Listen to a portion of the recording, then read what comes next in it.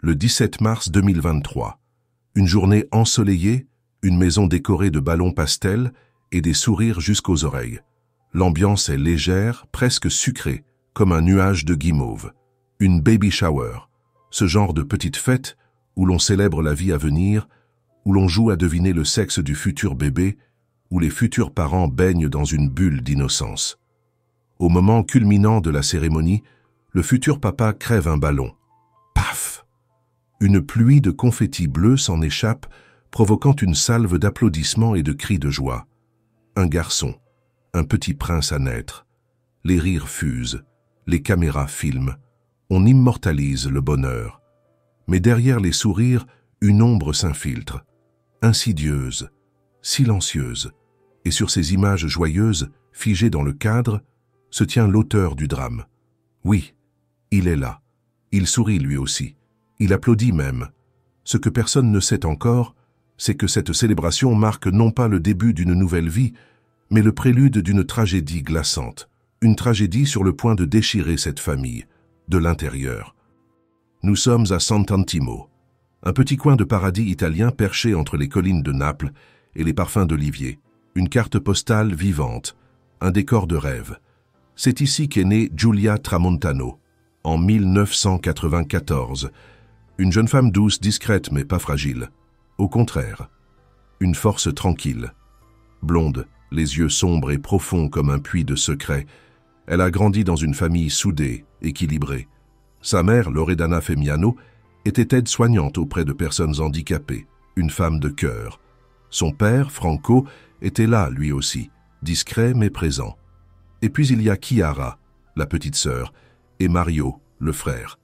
Une famille sans histoire, enfin en apparence. Giulia, elle, a très tôt pris son envol. En 2017, à 23 ans, elle a quitté le nid familial. Sa sœur aussi d'ailleurs, quasiment en même temps. Un drôle de hasard. Chiara s'est envolée vers la Finlande, puis Gênes. Mais Giulia, elle, a choisi Senago, dans le nord, près de Milan. Nouvelle ville, nouvelle vie. Elle a commencé une carrière d'agente immobilière, indépendante, élégante, généreuse. Et ce tatouage sur le bras, large, assumé, presque une signature. Elle ne passait pas inaperçue. Et l'amour, forcément, n'a pas tardé à frapper à sa porte. En janvier 2021, elle a fait la connaissance d'Alessandro Impagnatiello sur les réseaux sociaux. Il avait 2 ans de plus qu'elle, était brun, séduisant, et travaillait comme barman dans le prestigieux hôtel Armani de Milan. Un jour, elle lui a écrit. Il a répondu. Ils ont échangé durant quelques semaines avant que Giulia ne propose une rencontre. Alessandro semblait correspondre à ce qu'elle cherchait. Confiant, charismatique, attirant. Leur relation a évolué rapidement. En mars, ils se sont mis en couple et en novembre, ils ont décidé d'emménager ensemble. Ils louaient un appartement au 14 Via Novella. Leur quotidien était simple, paisible, du moins en apparence. Car à la fin du mois de novembre 2022, environ 1 an après leur emménagement, Giulia a connu un véritable choc. En voyant apparaître 2 lignes rouges sur son test de grossesse, elle a éclaté immédiatement en sanglots. Elle a pris aussitôt des photos, dont une prise avec son visage en pleurs, qu'elle a envoyée à sa sœur adorée. Ce sont des larmes de joie ou de peur, a plaisanté Chiara. Et sa question n'était pas anodine, car Giulia pleurait pour les 2 raisons à la fois. Elle était heureuse d'attendre un enfant, bien sûr, mais elle avait aussi de nombreuses inquiétudes. L'argent, d'abord. Elle doutait de pouvoir offrir à son bébé tout ce dont il aurait besoin. Mais ce n'était pas sa plus grande angoisse. Non, il y avait surtout Alessandro. Ce dernier n'avait jamais voulu d'enfant. Giulia craignait sa réaction, et ses craintes se sont révélées malheureusement fondées. Alessandro, comme elle le redoutait, ne s'est pas réjoui du tout de la nouvelle. « J'ai parlé avec lui, et il ne veut pas de cet enfant », a-t-elle confié à sa mère, Loredana, au téléphone, le 2 décembre. Peut-être qu'il a juste eu peur. Ne t'en fais pas, Loredana a tenté de la rassurer. Le lendemain, Giulia a rappelé sa mère, affirmant que tout allait bien, qu'ils avaient discuté et que les choses étaient désormais claires entre eux. Mais la vérité était tout autre. Dès le début, Alessandro a suggéré qu'elle prenne rendez-vous chez un médecin pour se débarrasser du problème. Il a insisté, supplié, puis a recommencé à insister. Et quand il a compris que Julia ne comptait pas céder, il a changé d'avis. À partir de là, il a littéralement changé d'opinion presque chaque jour. Un jour, il a dit qu'il était heureux. Le lendemain, que non, qu'il avait d'autres projets pour sa vie. Puis le jour suivant, il s'est à nouveau montré enthousiaste, et ainsi de suite. Cette valse émotionnelle a plongé Julia dans une grande confusion. Elle a marché dans un brouillard de tristesse et de doute. Et on peut la comprendre. Déjà, une grossesse est un bouleversement colossal, mais sans soutien, c'est encore pire. Julia avait besoin d'être rassurée, écoutée. Elle n'a trouvé ni l'un ni l'autre chez Alessandro. Il était imprévisible, contradictoire. Était-ce le stress, des hésitations, ou autre chose? Peut-être qu'il menait une guerre intérieure, qu'il essayait de se convaincre que cet enfant allait l'épanouir, puis que sa nature égoïste reprenait le dessus pour lui murmurer que ce bébé allait ruiner sa vie. À un moment, Julia en a eu assez. Elle n'a plus eu la force de l'implorer, de lui expliquer que devenir parent ne signifiait pas renoncer à ses rêves, qu'il pouvait toujours faire carrière, qu'à deux, il pouvait y arriver financièrement. Épuisée, elle a fini par céder. Elle a pris rendez-vous chez le médecin, elle devait s'y rendre le 5 janvier 2023. Mais à la dernière minute, Alessandro a encore changé d'avis. Il lui a demandé d'annuler. Julia y a vu un signe. Elle a cru qu'il voulait fonder une famille, qu'il avait changé. Elle s'est lourdement trompée. Alessandro ne se comportait pas comme un futur papa heureux. Il n'était pas ce compagnon doux et protecteur dont elle avait tant besoin. Au contraire, chaque semaine, il se montrait plus distant. Il ne se préoccupait pas de sa santé, alors que Julia souffrait de plus en plus. Les douleurs abdominales avaient commencé en décembre, peu après le test de grossesse. Le 9 décembre, elle a envoyé ce message à sa mère. « L'eau qu'on a achetée pue l'ammoniac et l'acétone. Je le sens quand je bois à la bouteille. Du coup, j'en ai acheté une autre. Je pense que c'est une mauvaise série. »« Jette-la, jette-la » lui a répondu sa mère. Mais se débarrasser de cette eau n'a rien changé. Julia n'a pas retrouvé la forme. Son état s'est même détérioré. Pendant les fêtes de Noël, sa famille a remarqué qu'elle se plaignait constamment de maux de ventre. Elle portait partout avec elle une bouillotte, se souvient sa sœur Chiara. Mais il n'y avait pas que le physique. Sur le plan émotionnel, Julia était à bout. Alessandro s'éloignait d'elle de plus en plus. Il passait ses journées au travail, enchaînait les heures supplémentaires. Il rentrait tard. Le week-end, soit il bossait encore, soit il restait sur le canapé à regarder la télé au lieu de sortir, même quand Julia le suppliait de faire une activité ensemble. Elle en souffrait. Elle s'ennuyait. Elle ne savait plus quoi faire de ses journées. Elle voulait juste passer du temps avec lui. Mais il semblait ailleurs. Cela menait à des disputes, beaucoup. Mais ce n'était pas ça qui l'a blessé le plus. Julia a commencé à croire qu'il la trompait, qu'il avait une maîtresse, que cette femme était la vraie raison de son désintérêt pour elle et pour leur bébé. Alors, en désespoir de cause, elle a installé une application espionne sur son téléphone. Et elle a découvert qu'après le travail, il ne rentrait pas tout de suite. Il faisait un détour, par la rue Certosa. Quand il est rentré tardivement un soir, elle a explosé. Elle lui a fait une scène, puis une autre, et encore une. Elle l'a accusé de mentir, de la trahir. Mais Alessandro a nié. Il a dit qu'elle devenait parano, qu'elle voulait le contrôler. Mais à la fin janvier, il a fini par avouer. Puis il s'est rétracté. Il a juré qu'il l'aimait, qu'il voulait élever cet enfant avec elle. Mais la blessure était là. Julia a voulu reprendre rendez-vous chez le médecin, mais il était trop tard. La loi ne l'y autorisait plus. Elle a décidé d'aller au bout de cette grossesse, mais l'enthousiasme avait disparu. Elle ne se sentait plus aimée, ni soutenue. Elle était seule.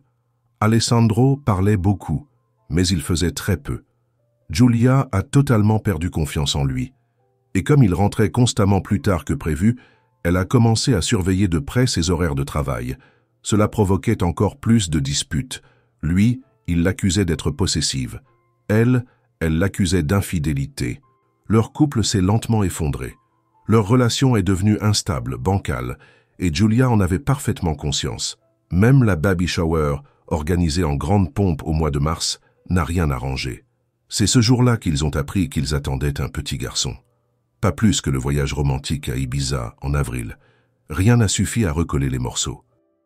Julia se sentait brisée. Elle se confiait régulièrement à sa petite sœur Chiara. Elle lui disait qu'Alessandro ne la soutenait pas, qu'il n'était jamais là, qu'il préférait aller faire des barbecues avec ses amis, alors qu'il savait qu'elle souffrait de solitude, qu'elle vivait mal leur séparation.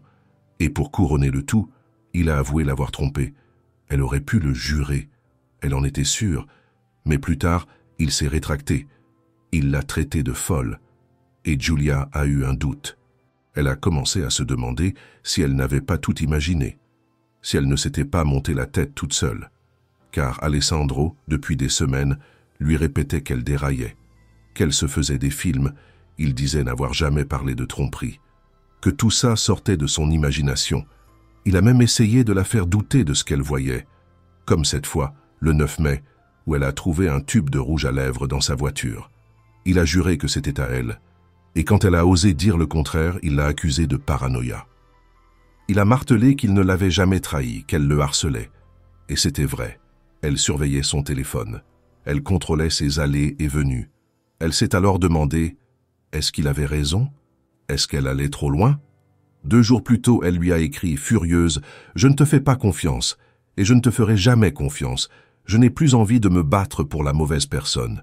Ton fils, tu le verras. » Mais à travers une paire de jumelles. Elle avait déjà choisi son prénom. Il allait s'appeler Tiago.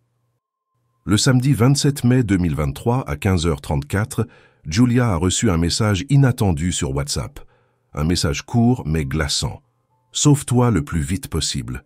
Sauve-toi, toi, et ton enfant. » Elle n'a pas réfléchi une seule seconde. Elle a immédiatement répondu. Elle voulait savoir qui lui avait écrit ça, et surtout pourquoi. Allegra savait qu'il avait une fiancée. Elle a hésité. Mais Alessandro l'a rassurée très vite. Quand elle a commencé à venir régulièrement chez lui, il lui a dit, en décembre 2022, qu'il était célibataire, qu'il venait de se séparer de Giulia. Puis, en janvier, Allegra est tombée enceinte. Elle ignorait totalement qu'elle vivait une trahison, qu'Alessandro lui mentait depuis le début et qu'il menait une double vie. La vérité a éclaté en avril. En fouillant son téléphone, Allegra a découvert des photos choquantes, des clichés pris à Ibiza. On y voyait Giulia, enceinte. Elle a immédiatement demandé des explications. Alessandro lui avait dit qu'il partait à Ibiza entre amis. Et voilà qu'il était en vacances romantiques avec une autre femme. Pris au piège, Alessandro a tenté de minimiser. Il a reconnu qu'il vivait encore avec Giulia, mais par amitié.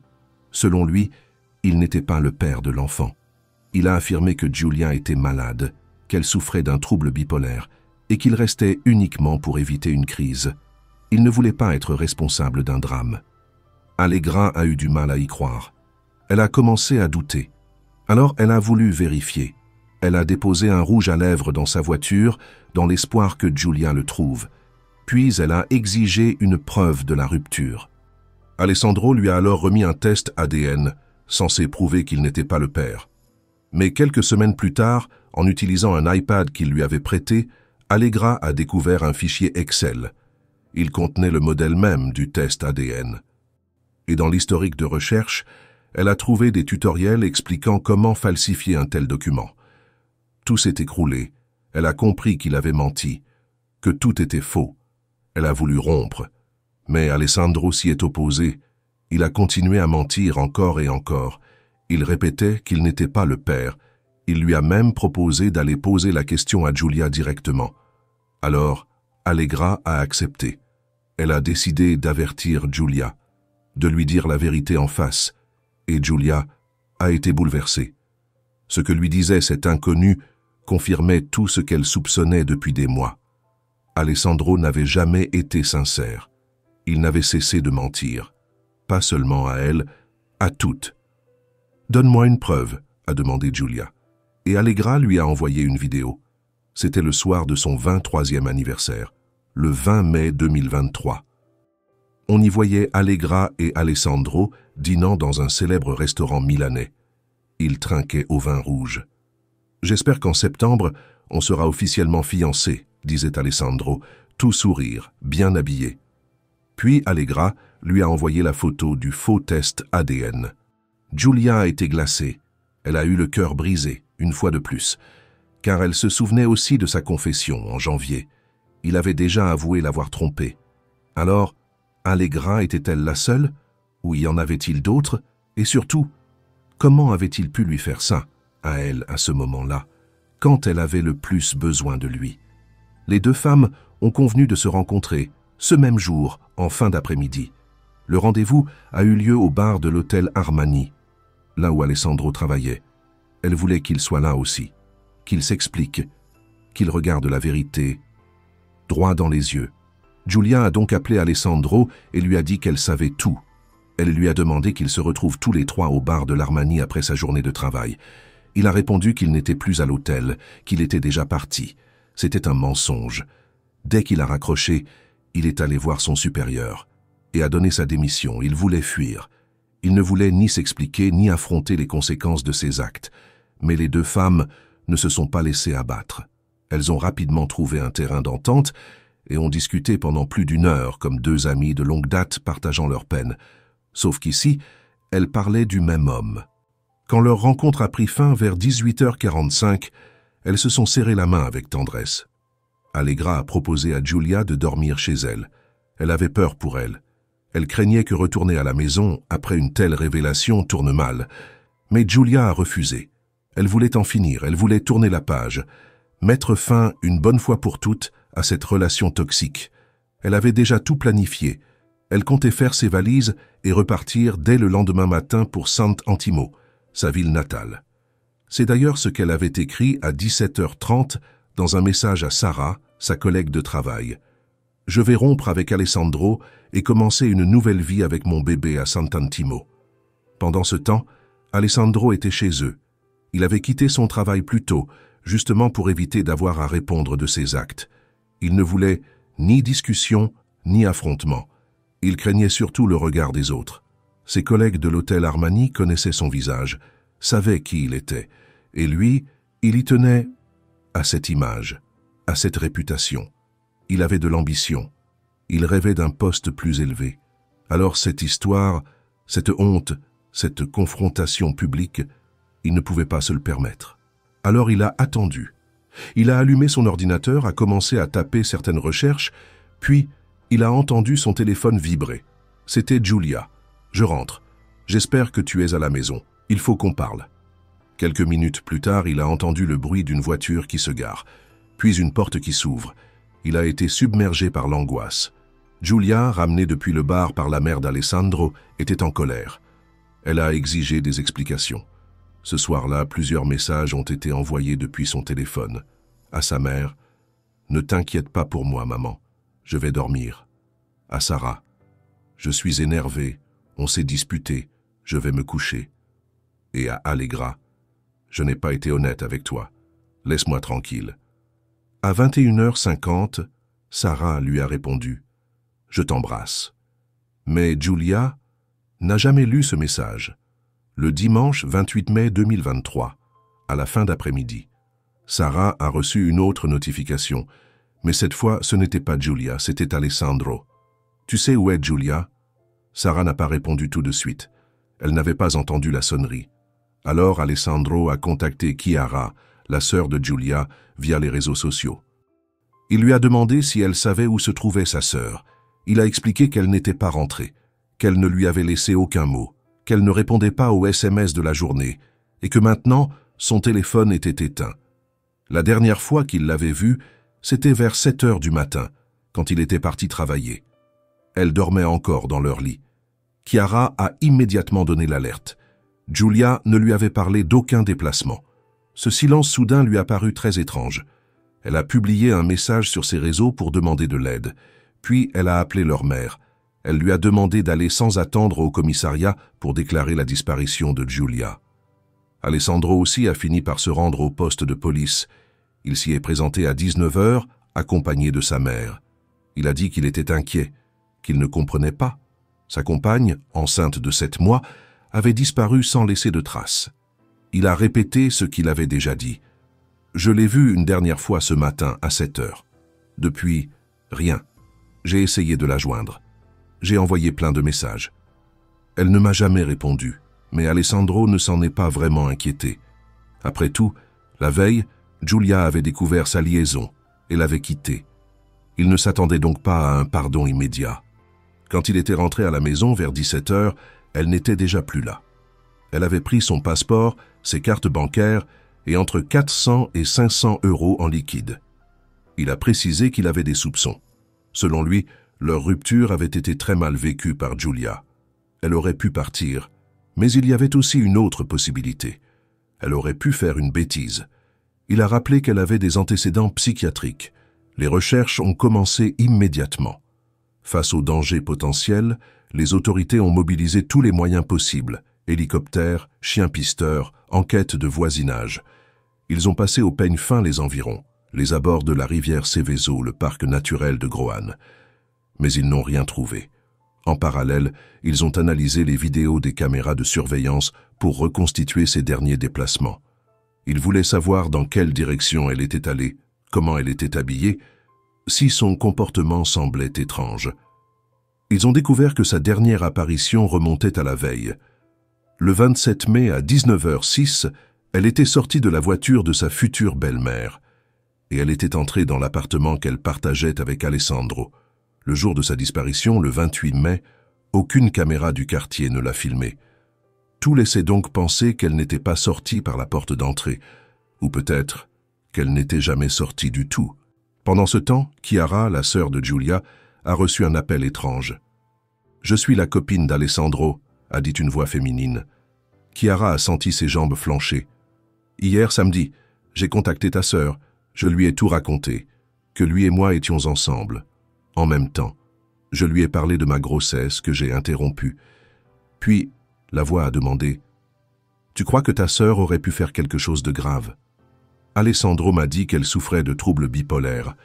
Il m'a expliqué qu'il restait avec elle par peur qu'elle fasse une bêtise s'il la quittait. La voix semblait sincère. Je suis très inquiète. Les messages qu'elle m'a envoyés hier étaient étranges. D'abord, elle ne me répondait pas. Puis elle m'a écrit comme si elle avait oublié toute notre conversation. Elle était froide. Elle voulait mettre fin à l'échange. Elle m'a dit « Je n'ai pas été honnête avec toi. Laisse-moi tranquille. » Je lui ai demandé si tout allait bien, mais elle ne m'a jamais répondu. J'ai voulu la voir. J'étais inquiète. Mais Alessandro m'a dit qu'elle dormait. Et ensuite, quand je lui ai demandé d'allumer sa caméra, il m'a dit qu'elle était sortie chez une amie. J'ai travaillé tard ce soir-là. Il a insisté pour qu'on se voie. Il est venu chez moi entre 1h et 2h du matin. On a parlé un moment. Il m'a dit « Giulia est partie, je suis un homme libre ». Il a juré une fois de plus que l'enfant qu'elle portait n'était pas de lui. Et maintenant, Giulia avait disparu. Chiara n'a pas pu croire ce qu'elle entendait. Elle a immédiatement demandé à la jeune femme d'aller témoigner au commissariat. Elle a eu un très mauvais pressentiment. De plus en plus, elle a été convaincue que quelque chose de grave s'était passé et qu'Alessandro était impliqué. Sans hésiter, elle l'a appelé. Elle lui a ordonné de dire où était sa sœur. Il a juré qu'il ne savait rien. Il a dit qu'il était rentré du travail samedi soir, qu'ils avaient parlé un peu, puis qu'elle était allée se coucher, et que le lendemain matin, quand il est parti, elle dormait encore. Mais quand Chiara a mentionné Allegra, Alessandro est entré dans une rage noire. Et ce n'était pas la première fois. À chaque fois qu'elle lui posait des questions sur Giulia ou sur sa maîtresse, il perdait le contrôle. Il m'a fait une scène devant le commissariat. Il disait qu'on devait jouer dans la même équipe, oublier nos conflits. Mais moi, je ne voulais qu'une chose, savoir où était Giulia. Et dès que je prononçais le prénom d'Allegra, il explosait. C'est ce que Chiara a expliqué aux carabiniers. Elle a attiré leur attention, car depuis le début, Alessandro s'était comporté de manière étrange. Et pourtant, l'affaire avait déjà fait le tour du pays. Les médias italiens en parlaient. Les journaux relayaient la disparition. La famille de Giulia se montrait partout, dans toutes les émissions possibles. Mais Alessandro, lui, il restait silencieux. Il semblait éviter les médias à tout prix. Il n'a participé à aucune émission. Il n'a pas pris part aux recherches. Et surtout, il a immédiatement eu une explication toute prête. Alessandro a tenté de convaincre les enquêteurs que Giulia était partie d'elle-même. Et lorsque la famille a contesté cette version, il a commencé à répéter qu'elle avait des troubles psychiques depuis longtemps. Il a suggéré qu'elle aurait pu attenter à sa vie. Mais tout ce que les carabiniers ont trouvé jusqu'ici démentait cette version. Ils ne l'ont retrouvé ni près de la rivière ni près du canal, et aucune caméra n'a capté sa sortie le 28 mai. Les témoignages d'Allegra, des amis et des voisins ont accentué les soupçons autour d'Alessandro. Allegra, sa maîtresse, l'a décrit comme un menteur compulsif. Lorsqu'elle s'était inquiétée de l'absence de Giulia, Alessandro lui a donné des excuses incohérentes, évitant notamment de montrer la salle de bain lors d'un appel vidéo. Il s'est ensuite montré insistant et oppressant jusqu'à apparaître chez elle sans prévenir. Elle l'a vu avec des gants en latex dans son sac peu après la disparition de Giulia, ce qui l'a poussé à contacter la sœur de la victime. Les carabiniers ont découvert qu'Alessandro ne voulait pas de l'enfant à naître. Giulia, de son côté, était heureuse à l'idée de devenir mère, mais se sentait abandonnée et manipulée. Il lui aurait même fait croire qu'elle avait imaginé son infidélité. Des commerçants ont confirmé qu'Alessandro avait tenté de vérifier la présence de caméras dans plusieurs boutiques après la disparition de Giulia.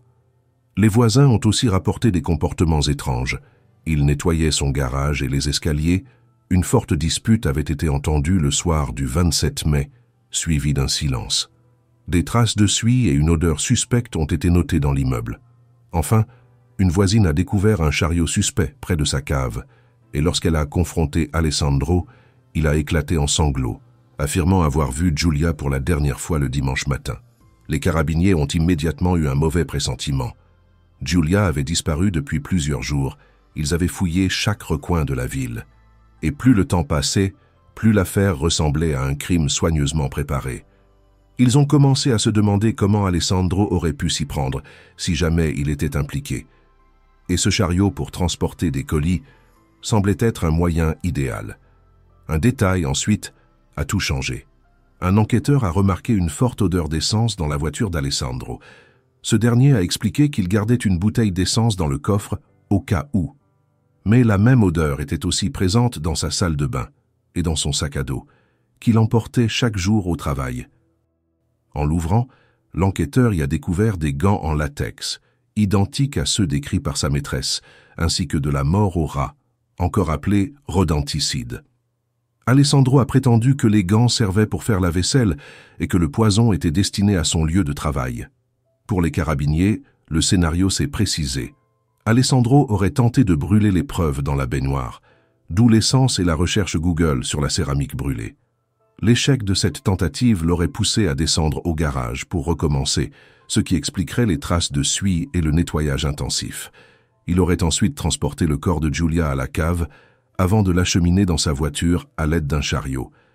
Cette reconstitution a été confirmée par les images de vidéosurveillance.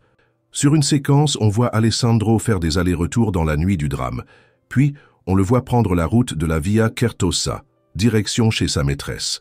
Le 30 mai, on l'a filmé en train de nettoyer le sol de la cage d'escalier et l'entrée du garage avec une éponge jaune puis une brosse. Enfin, son SUV blanc a été repéré dans une zone isolée de Villa Rosa dans la nuit du 30 au 31 mai à 2h44. Tout laissait penser qu'il cherchait un endroit où l'abandonner. Et ce n'était pas tout. Au même moment, les carabiniers ont fait une découverte choc. Dans une bouche d'égout près de la station de métro, non loin du domicile du couple, ils ont retrouvé les papiers d'identité de Giulia, son passeport, son permis de conduire et ses cartes bancaires. La théorie de la fugue volontaire s'est totalement effondrée. Désormais, tous les regards se sont tournés vers Alessandro. Les résultats d'analyse du chariot de transport sont arrivés. Il portait l'ADN de Giulia. Le SUV blanc a été immédiatement saisi et examiné au luminol. Et là, dans le coffre, sur les portes, les enquêteurs ont détecté des traces biologiques, du sang, de la matière génétique, celle de Giulia.